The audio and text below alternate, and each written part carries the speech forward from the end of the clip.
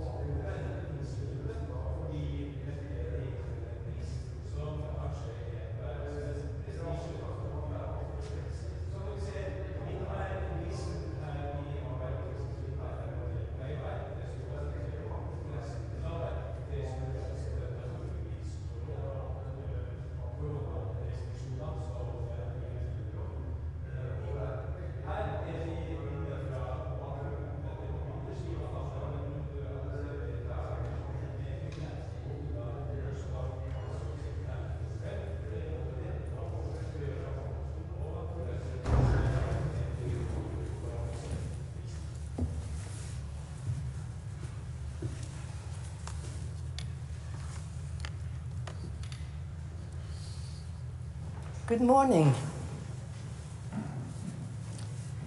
The need for international solidarity and multilateral cooperation is more conspicuous than ever.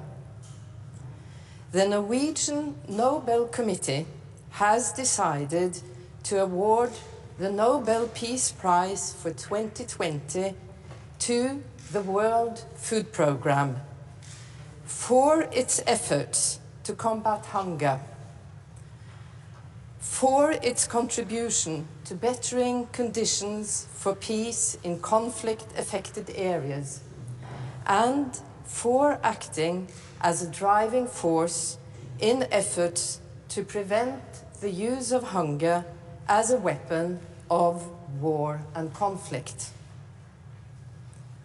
The World Food Programme is the world's largest humanitarian organization addressing hunger and promoting food security. Last year, the WFP provided assistance to close to 1 million people in 88 countries who are victims of acute food insecurity and hunger. In 2015, eradicating hunger was adopted as one of UN's Sustainable Development Goals. The WFP is the UN's primary instrument for realizing this goal. In recent years, the situation has taken a negative turn. In 2019, 135 million people suffered from acute hunger, the highest number in many years. Most of the increase was caused by war and armed conflict. The coronavirus pandemic has contributed to a strong upsurge in the number of victims of hunger in the world. In countries such as Yemen, the Democratic Republic of Congo, Nigeria, South Sudan, and Burkina Faso, the combination of violent conflict and the pandemic has led to a dramatic rise in the number of people living on the brink of starvation. In the face of the pandemic, the World Food Programme has demonstrated an impressive ability to intensify its efforts. As the organization itself has stated, until the day we have a vaccine, food is the best vaccine against chaos. The world is in danger of experiencing a hunger crisis of inconceivable proportions if the World Food Programme and other food assistance organizations do not receive the financial support they have requested. The link between hunger and armed conflict is a vicious circle. War and conflict can cause food insecurity and hunger, just as hunger and food insecurity can cause latent conflicts to flare up and trigger the use of violence. We will never achieve the goal of zero hunger unless we also put an end to war and armed conflict.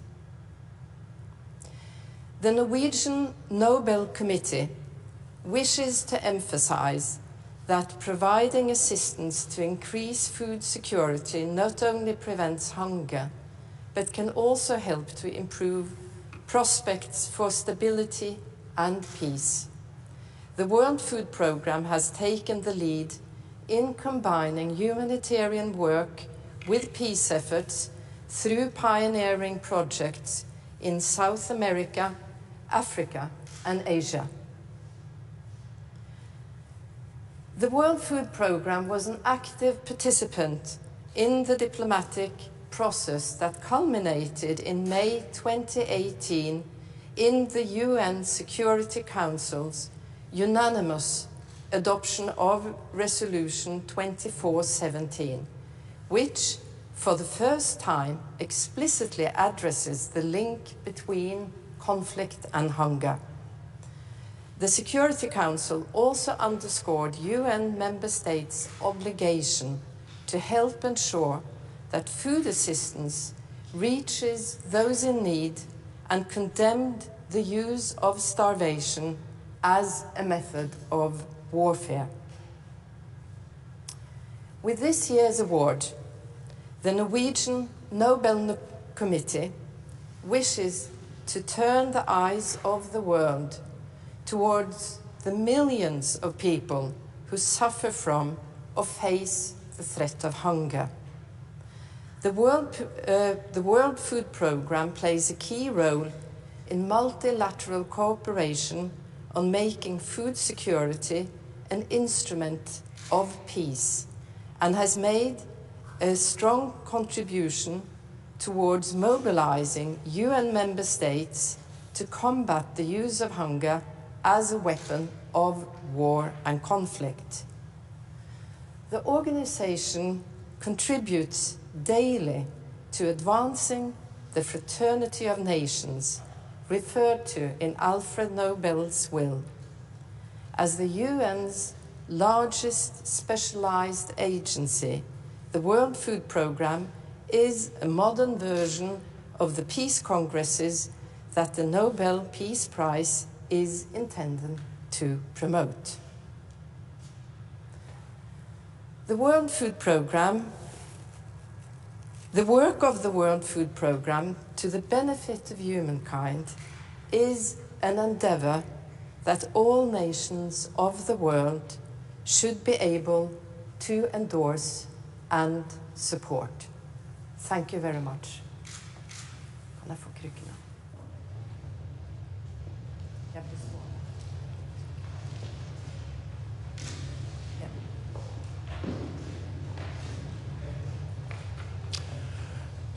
Madam Leader of the Committee, in the announcement you say that hunger is often used as a weapon in conflicts.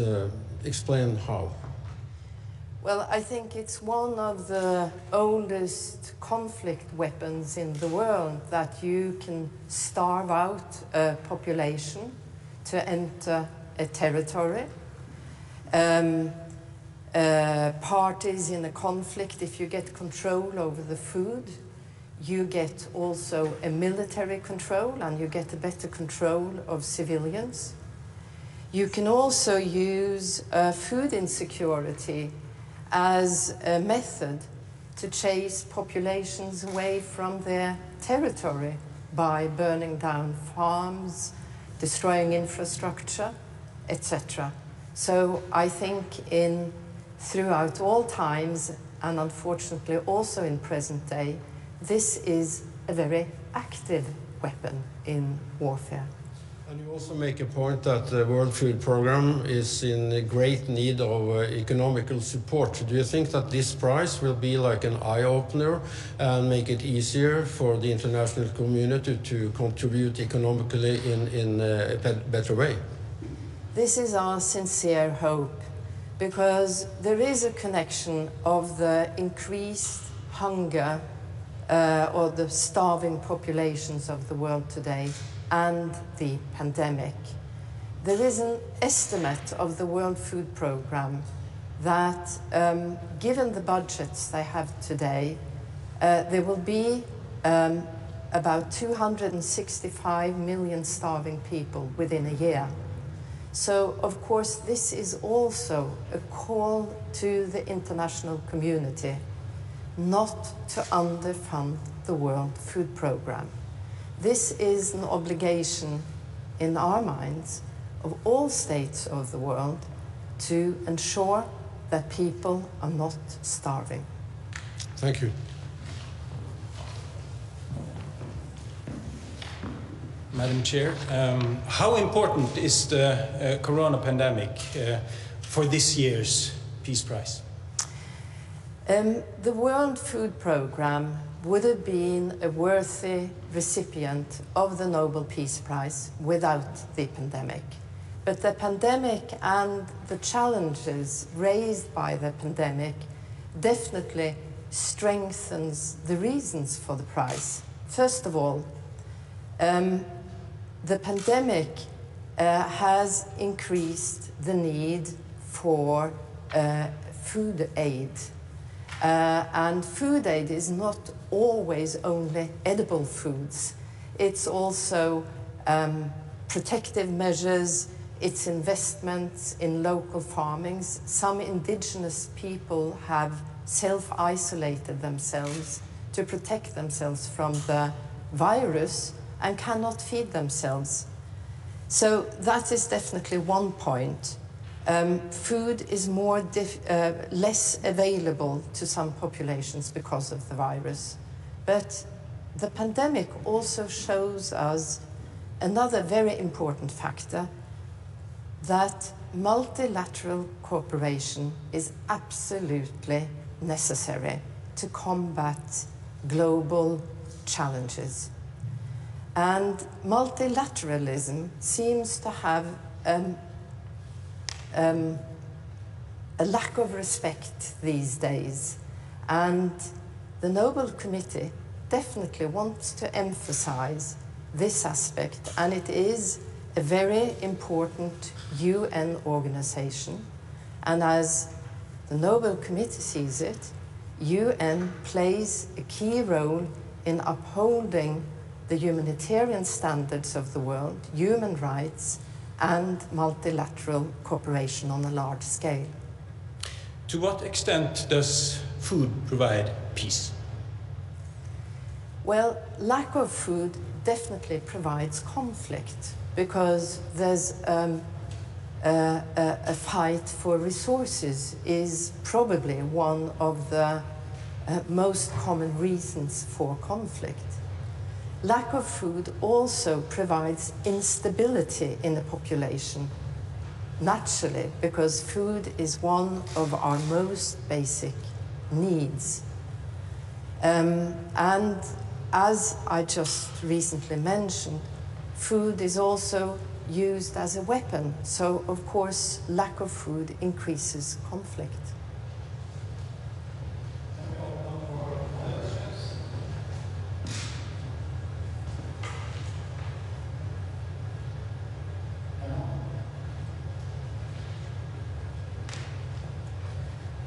Anna Gestal, NTB. Please speak up a bit. I know it's difficult with a mask. Anna Gestal from NTB. What do you hope this prize will inspire to and lead to a little bit more specifically? Well, first of all, we hope that this prize raises an awareness to all the starving populations in the world, particularly us who live safely in Western communities. We do not see hunger. We have not experienced hunger. And it is also absolutely necessary to have this awareness to raise the understanding that all the world communities have to contribute to combat hunger. And that's also a question of hard cash. All nations who are able will have to contribute to solve this problem. And it's not only providing foods, it's about creating sustainable communities where the food production is exactly sustainable and can support its people. And it's also, if food is the reason for war and conflict, creating food-secure communities also create safer communities with lesser, who are less prone to conflict.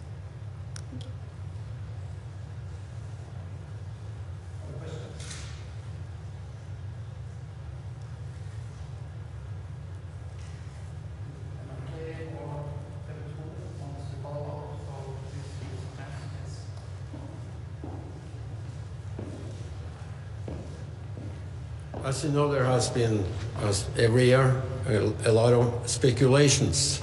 And during this time of a pandemic, do you think that also this prize becomes even more important because the whole world is in a crisis we never experienced before, or at least not since the Second World War? Definitely, and the pandemic shows that we are facing a major crisis where we all are, to a certain extent, in the same boat. There's no nation exempted from this crisis, but it is also a fact that the crisis hits communities, nations who have an unstable infrastructure, have food instability much harder than it hits other communities. But there is definitely a side to this prize that global problems will have to be solved by global efforts, and international organizations taking a global responsibility are more important than ever.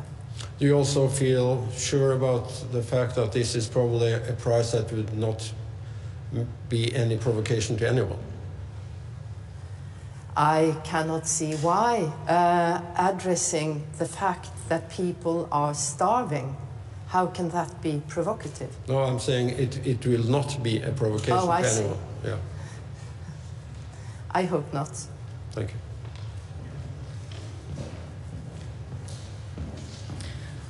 You are saying that international cooperation has difficult times. Can you elaborate on the situation on the international scene as you see it? Well, I think when you follow international debate and discourse, it's definitely a tendency that international institutions seems to be discredited more than, let's say, 20 years ago. It is part of populism, that it has nationalistic flavor, a will to everybody, every nation supporting their own interests. But when UN was founded, it was exactly with a great emphasis on the universalism in the world, the idea about universal human rights, that has consequences, that there also is a universal responsibility for the conditions of human mankind. Who is discrediting international institutions? Is it themselves or is it outsiders? I think if you ask anybody within the UN system, that they will claim that it is harder these days to get the necessary financial support for the different activities of the different agencies. So it is, of course, an element of not having such a strong state support as has been the fact earlier. If you in your question also imply, is the performance of international organizations so poor that they don't have the sufficient standing to gain support? I definitely cannot see that element when it comes to the World Food Programme. The World Food Programme has had the ability to enter territories that are extremely difficult to enter, like Syria, like North Korea. There's several examples, and not to mention Yemen, that is a very challenging situation presently. So I would say the organization performs on a very high level, and that is also one of the reasons they have been awarded with this prestigious prize. But it is evidently a fact that the organization is dependent on funding to carry out its task.